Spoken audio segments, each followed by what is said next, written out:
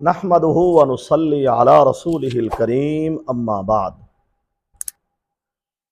अऊज़ु बिल्लाहि मिनश शैतानिर रजीम बिस्मिल्लाहिर रहमानिर रहीम।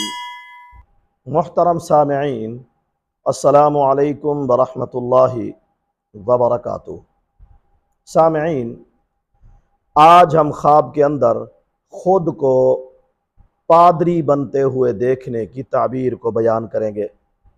किसी ने ख्वाब के अंदर देखा कि वो ईसाइयों का रहनुमा जिस तरह पादरी होता है, ख्वाब के अंदर वो बना हुआ है। इसकी ताबीर कुछ अच्छी नहीं है।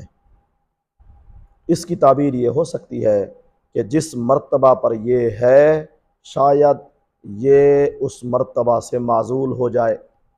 दूसरी इसकी ताबीर ये भी हो सकती है कि शायद ये गैर मुस्लिम होने के करीब हो जाए, और ये भी हो सकता है कि खुदा न खास्ता किसी हलाकत में मुब्तला हो जाए।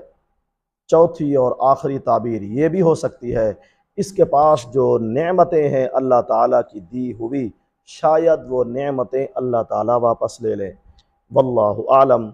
अल्लाह ताला हमारे ख्वाबों को हमारे लिए बाइस रहमत और बरकत बनाए। व आखिर दावाना अनिल हम्दुलिल्लाहि रब्बिल आलमीन।